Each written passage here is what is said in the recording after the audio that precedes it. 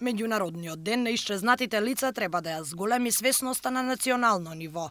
На глобално ниво исчезнуваат 8 милиони деца годишно или 22.000 деца дневно, што покажува дека националните власти потврлуваат во справувањето со овој проблем.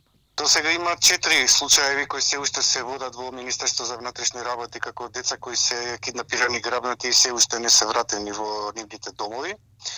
Инаку во првата детска амбасада има поплака од група на родители кои не дале согласност за децата да излезат надвор од земјата, тоа се претежно деца на разведени родители и смета дека по тој основ се киднапирани или грабнати и не се вратени во семејството.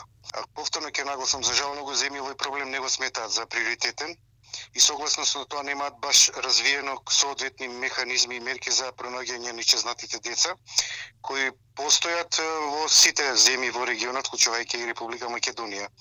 Тука се станува збор за трговија со деца, детска проституција, питачење и други најтешки форми на злоупотреба на детскиот труд. Исто така и родителите треба да бидат внимателни затоа што демнеат киднапери и имало неколку обиди за киднапирање на деца, но за среќа безуспешно.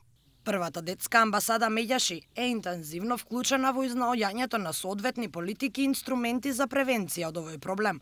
Затоа, Меѓаши бара конечно земјава да се поврза со европскиот број за заштита на исчезнати и киднапирани деца. По долго време веќе првата детска амбасада Меѓаши бара да биде хармонизиран со европскиот број 116111, тоа е детскиот број, и воедно истите ресурси што ги има детската амбасада е спремна да го води исто бројот 116000, а тој е наменен за исчезнати и киднапирани деца, така да нашите СОС оператори со добивањето и почнувањето на работата на овие два броја спремни се да се стават во функција и за вклучување во овој глобален проблем.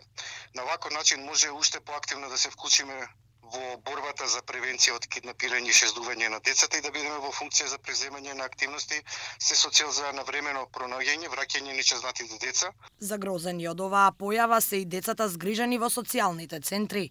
Не е ретка појавата деца од домот 25 мај да исчезнат.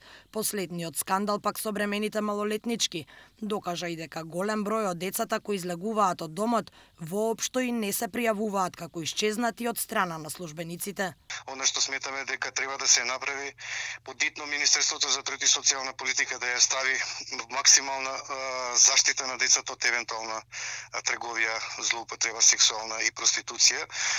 И мислам дека треба да се едуцираат вработените таму за помош и подршка на децата кои се жртви на трговија со деца и детска проституција и да се санкционираат сите оние кои ги користат услугите од штеденичките на 25 мај со максимални високи казни за сексуален полов напад на дете под 14 години.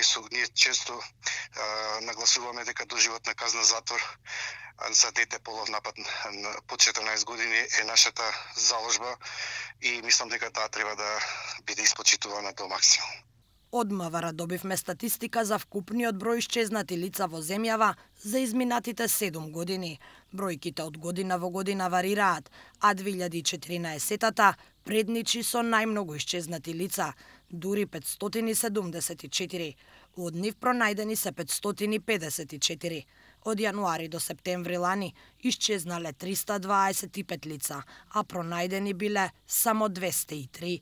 Меѓународниот ден на исчезнатите лица, земјите ширум светот го одбележуваат со кампањи за подигнување на свеста за овој проблем. Во Македонија не само што денот никако не е одбележан, туку дури е игнориран од страна на медиумите.